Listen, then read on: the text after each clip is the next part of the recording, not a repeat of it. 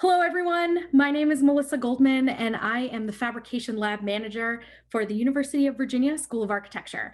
It's my distinct honor and pleasure to be in conversation with Philip and Neil today.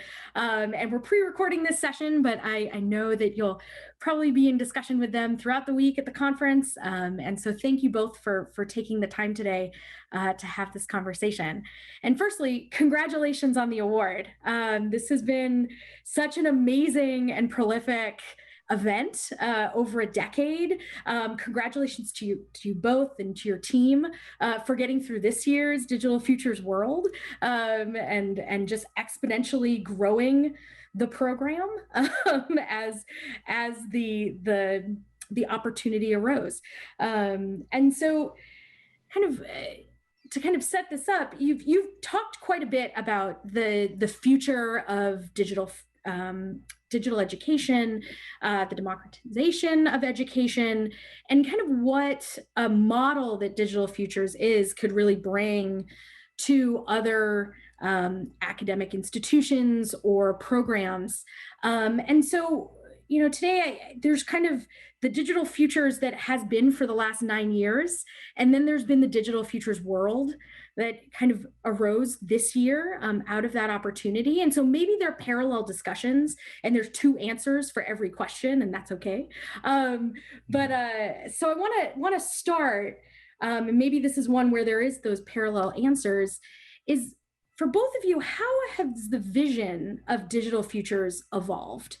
What does futures in that name, what did it mean as you were starting this? And what does it mean now that you've gone globally and you've kind of grown the program?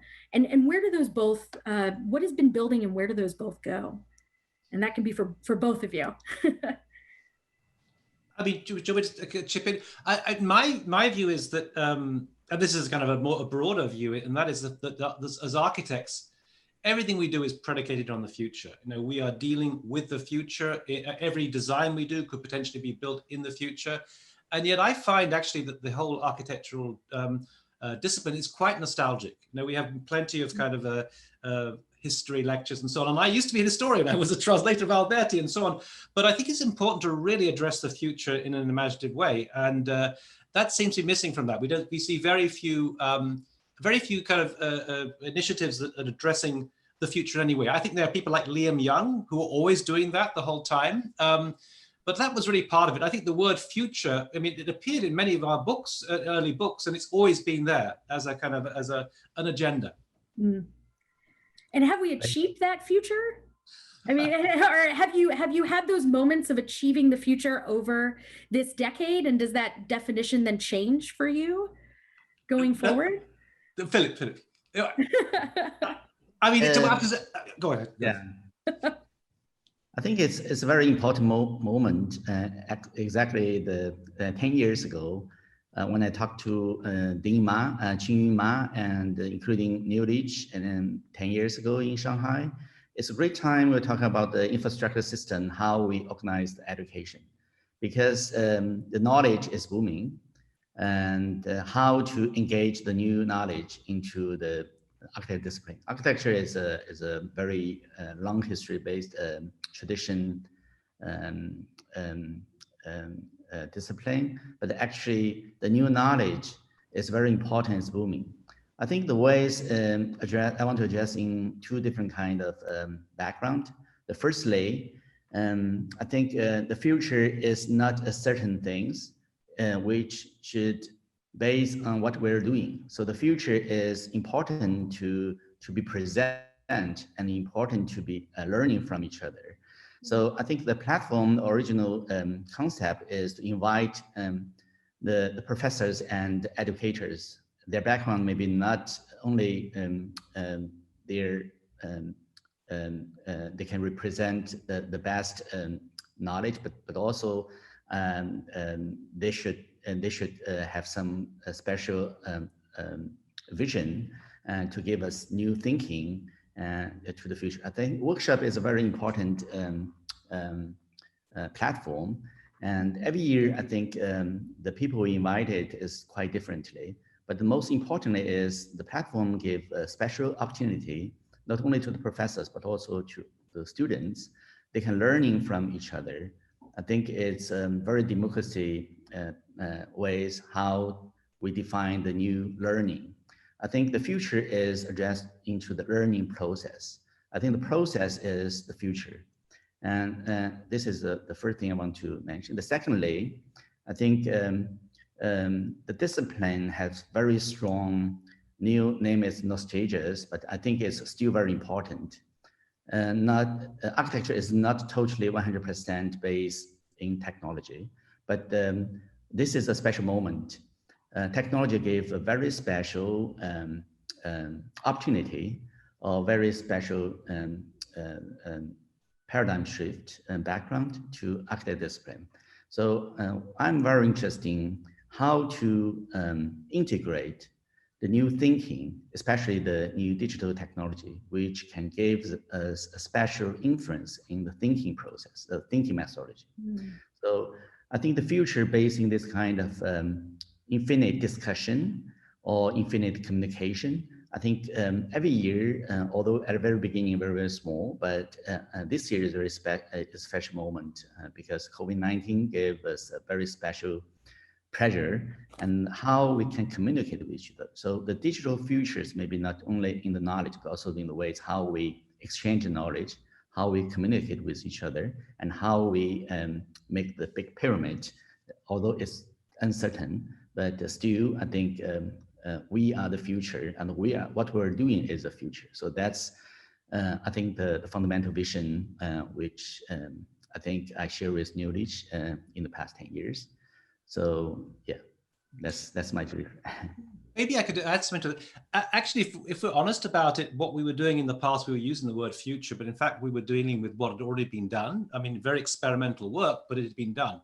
We are now actually confronting the future, and it's a kind of unknown in many ways. All of a sudden, this new territory, the kind of the domain of the digital, and the fact that we can communicate in this way on this platform, which actually has a lot of affordances. It's really amazing. It's opened up before us, and it's not clear exactly what's going to emerge as such. We actually are addressing the future now. In the past, weren't really dealing with it. So it's now, the question is, what do we do now? I mean, I think it's that's really the issue. Well, in all of the conversations that you've had, I was rewatching some of the panel discussions on the future of education that you were having as part of Digital Futures with deans and other leaders in the field. And so what makes you the most hopeful or excited for what this next post-COVID digital future is? I mean, it might be the unknown, but given kind of the foundation that you've been building in these discussions and in the workshops and in kind of the conversations that are ongoing, what gets you excited about that, and what gives you the most hope for what the next stage is? I think yeah, please. Well, I think we chanced upon something which really astonished us. I mean, we discovered that we could connect across the world and bring this message to everyone. And what I thought was interesting, I mean, some of those panels, they came out with almost the same message. There was a discussion about with Akim Menges, or he chaired the discussion with Areti and so on. And also there was a discussion that Nader Tirani chaired about the future of the university. And they both came up with the idea that actually this was a way of democratizing education. And that, to my mind, was the most astonishing thing. I mean, I mentioned several times before, when we opened up the first of the workshop that I was involved in with Sanford Quinter, Enrico Trotter, and Antoine Picon, there was this student, and he said, "Hello, Professor, I'm in Lima, Peru." And it hit me then. And we were just looking at all these students we were reaching out to. And I think that was the most astonishing moment. We realized that we could spread the word and do it for free. I mean, that was the most amazing thing. So now we've got the platform, and we decided to continue that platform.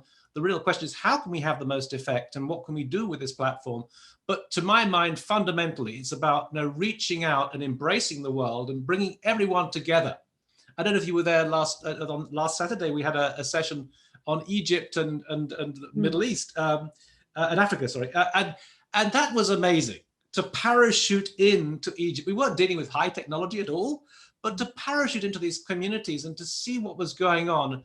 And, you know, I think we live in a divided world, especially the United States, and to be able to kind of like connect and bring people together in that way was really very, very special. So, I mean, I think we've opened up. It's almost like the Wild West. There is a new territory, a kind of terra incognita that's just developed, opened up, and you know, what do we do with this? But it's a very, very exciting time as far as I'm concerned. And I'm not quite sure what happens next, but it's going in the right direction. I would think I'd say. Yeah, I very appreciate what's happening this year. And I think one thing I want to highlight is I think the knowledge, because of the right now the systematic ways how we organize this kind of communication is based on the conference system like ACADIA, CAD Future, this kind of platform. I think it's great, especially ACADIA play very important leading roles in the world. Still have a very big army globally. And especially very interesting the last few weeks when New organized the Digital Future Young, and every week I think the peak number for the audience goes to 8,000, and at least 2,000, 3,000. I think it's a great influence to the great audience, and a very special influence to the world. Because the population, you cannot imagine the population here and also in India and Egypt, not only in the States and Europe, we have a global, we need to have a global influence, this kind of new knowledge, digital technology, and computational thinking, this kind of influence to the global education. So I think Digital Future play very important roles.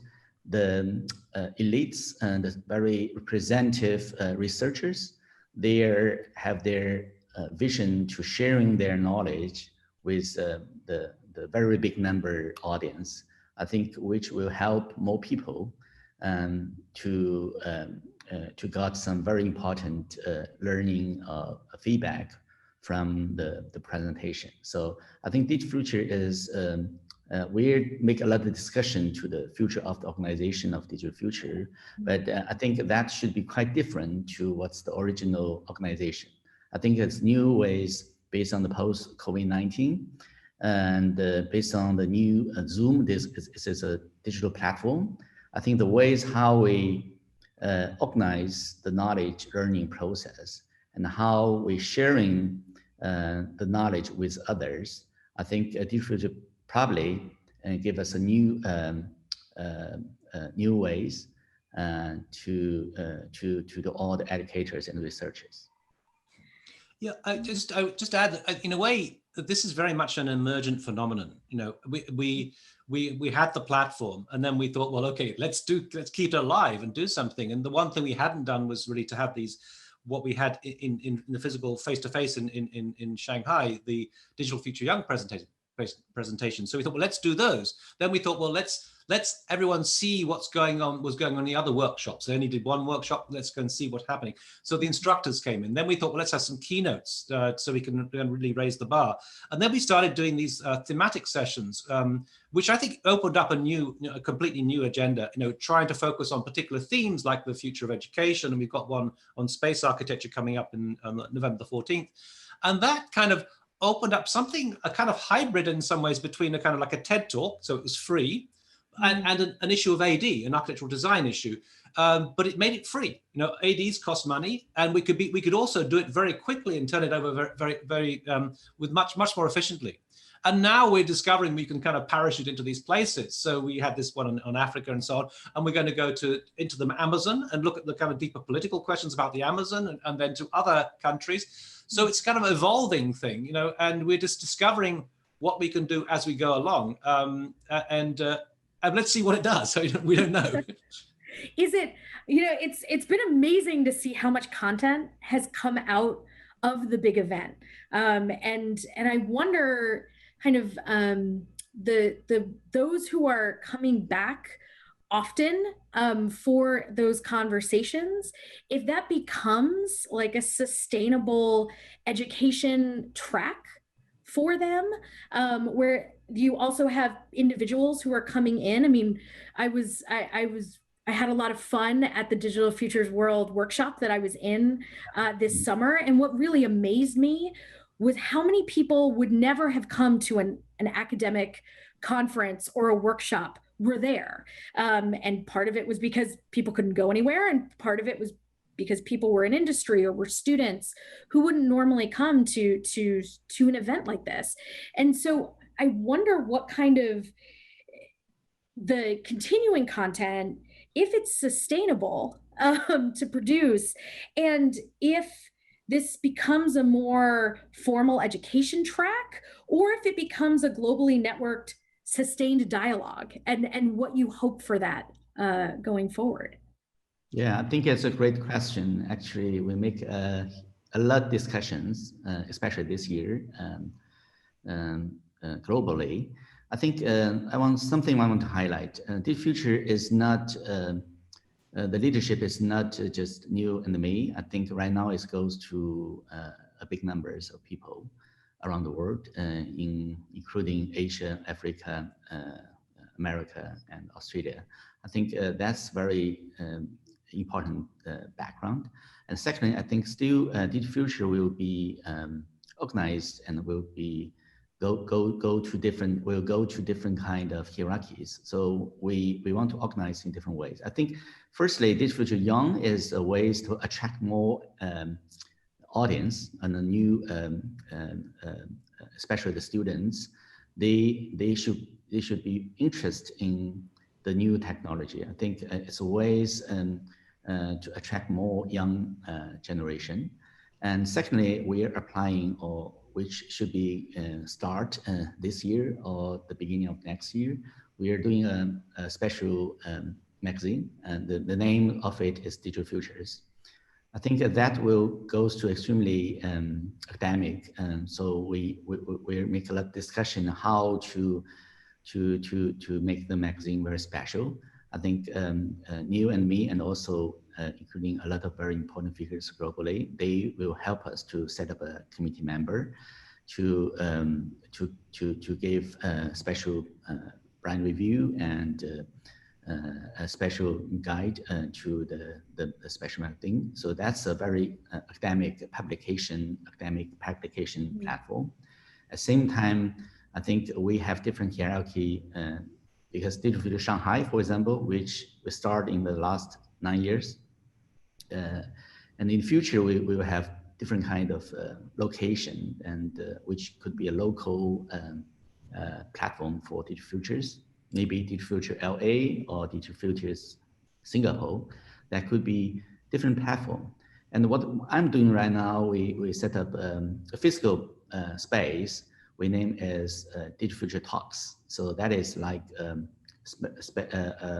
not a very big, but which can host 300 people, like a special space for talking.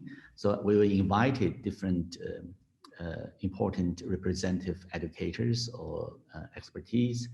They can make presentation in Shanghai or maybe online to this local society. And every year there could be like 20, 30 events. I think that is also a special branch we want to set up. I think it's quite diverse, and I think we want to find different people who can in charge a different part of it. So Digital Future is not just a platform for a conference, but it's like education. But the most important thing is a nonprofit platform. But we want to make it in different hierarchies, including the very young students, and also including very good specialists who can give us very academic research in the future. So everything is going on, but most importantly is quite different to the original system.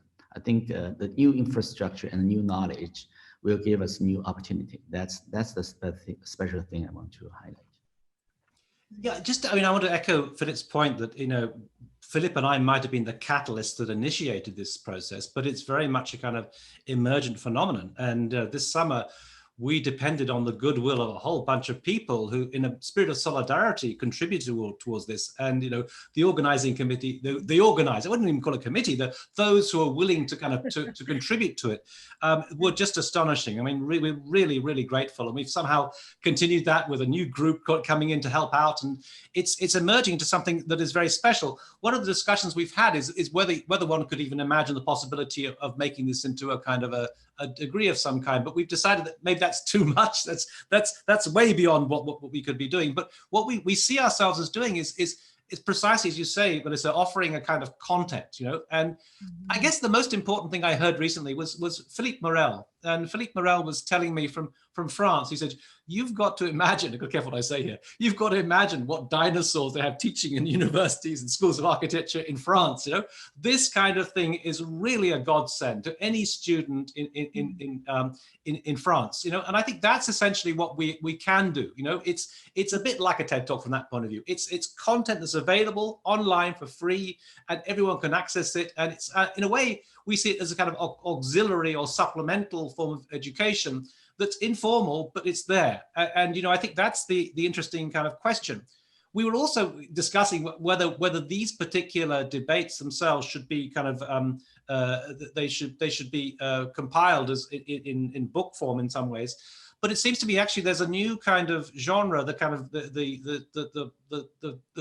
the pod kind of talk that's emerging, and this fits into that. And maybe in the future, this will be the source of information, you know, rather than necessarily going to a library or something. There will be these, you know, these kind of online discussions that are based on speech rather than text. We don't know, but I mean, the main thing is to see.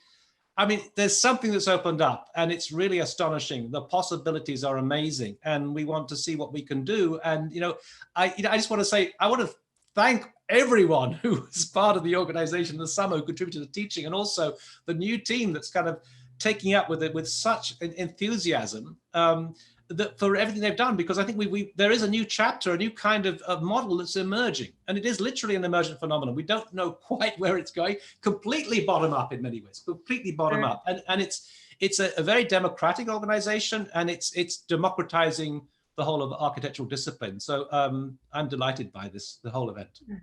I have one last question for you, and it's kind of related to kind of the sense of place. And so, Philip, you were just mentioning having this network of kind of distributed centers that would be places still for people to go to kind of get this knowledge or to come together. And so, having had an event for 9 years that was, you know, very strongly tied to a place, to a host institution, and all of the great advantages of such a great host that it is. What was, you know, with kind of what did this year, by opening it up to the global audience and being distributed, was there something that was translated well to the digital platform that was that sense of place? Is there something that was lost, and thus there's that need to kind of come back together and have both platforms? And does that lead to a parallel but bifurcating future for Digital Futures Shanghai and Digital Futures World? Yeah, I think it's a great question. The most important, I named the future knowledge system is kinds of non-local locality. So what does mean?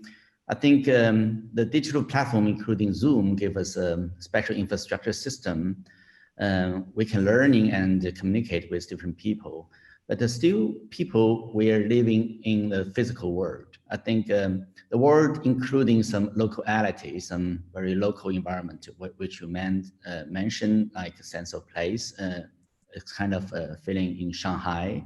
We're looking forward to invite all the specialists from the world, because we're learning from the world, and we're trying to set up something for the future. So that is the locality, the local atmosphere here. But the digital communication gave us a new possibility with this kind of non-locality, but the sense of place goes to a kind of global online platform. that will totally redefine the education system globally. For example, I think in UVA, I think people pay a very big number of maybe for the international students, but actually a lot of new knowledge, if you can learning or you can learning from the global platform, then how we should reorganize our education courses. Because the future education I'm imagining, I think partly is based on how you organize knowledge globally. It's not based on how the knowledge in the certain people, but based on the, it's kind of reorganization of the knowledge. So this kind of background gave us new special thinking on how to address the non-local global knowledge to a locality, a local sense of place. Yeah. I think it should be a new integration of this kind of knowledge system. The content is most important, but the future reproduction of knowledge is booming right now. But how fast and how big numbers of new knowledge can coming out is always how we organize it. So I think it's a critical question if the content is enough to support this platform, and also it's a critical question how we can address our future education into this platform. So I think it's still a big uncertainty to us, but we're imagining this kind of, I believe the code is a law. Sometimes we set a very important code is a nonprofit platform, and this kind of new democracy learning knowledge from each other. And also everyone wants to contribute to this platform. That is enough. That is enough. And I think I'm quite open to all kinds of different people if you're interested in that. And the most important, we want to set it by different branch, different hierarchies. So the things I want to highlight is the education, academic education is still the most important thing we believe, and how to reorganize this kind of knowledge into the global, future global, that is including online, offline. So that is something maybe new you can hear us. Actually, there was an interesting point, and it was made by either Meta Thompson or Areti Markopoulou in the discussion that Akim chaired about, well, maybe next summer we could do have a sort of multi-nodal operation that is kind of going on the same time in parallel, and one in ICD, one in Zurich, and so on. Maybe. I mean, our ambition has always been to make this international, and but the trouble has been that my students from Florida, it would cost them $2,000 just to fly to Shanghai, and we ended up getting all these applicants from the UCL partner, but they were always Chinese students coming home in some ways, and it wasn't this for the first time it's actually been international. But I've got to say that there is something to my mind, and maybe Philip works on fabrication, I'm more in the kind of the cerebral realm of ideas, but I'm finding there's some very strange things happening. For example, when I'm in a discussion here, I was in a discussion with someone with Philippe Morel in France, in Paris, a couple of hours ago. I almost feel like these are kind of spaces, as it were, they're mental spaces, and one is negotiating these different sort of mental spaces in a certain sort of way. And I'm also discovering, for example, part of our team, Digital Futures team, I've never met them, but I really feel like I got to know them through this platform in an amazing way. So, and there's something also, one of my students in Florida came up with this comment, I have a 110-person lecture I give twice a week. And one of the students, he kind of butted in, right? It was great. And he butted in with a fantastic comment. And then he said, what I like about this Zoom thing is I feel like I'm in the front row of a lecture hall every single session. And so what we did, we reconfigured this 110-person lecture into the 110-person seminar. And it's interesting because then you realize it's not about the content provider. It's more about the kind of what emerges out of the conversation between different people. And that, of course, is what we were trying to do in the panel discussions we were setting up, bringing, for example, Wan Yu He in Shenzhen, China, with the guys from Spacemaker AI in Oslo, Norway. Unbelievable to kind of straddle that sort of world. And I wasn't sure if they were going to fight because they're big rivals. And actually, they decided they're going to collaborate. So it's the idea of actually bringing the world together, really, which I think, and I'm just amazed by the possibility of what this platform can do. And as I said before, you know, we were talking about digital future, but suddenly it was thrust upon us. So the digital future was here, and now it's a question of I mean, I literally feel like it's the Wild West. There's a whole new terrain, and we've got to explore that and make it work for the benefit of everybody across the globe. So that's the ambition, to spread knowledge and bring people together, which is always our ambition. But somehow we've been afforded these new possibilities now. Yeah. Well, I think that's a great comment to end on, a new type of global citizenship that we're jet setting in Zoom. But thank you both so much for this conversation. It's been really wonderful. And I'm really excited to see where Digital Futures goes in the future. Can I just also thank you, I'm sure on behalf of Philip and myself, for the award. It's wonderful to know these are recognized. We don't do them for awards, but it's nice to know that people out there know about that. And thank you. It's fantastic work. Thanks Congratulations. And thanks a lot for listening. Yeah. Bye-bye. All right. Thank you. Thanks.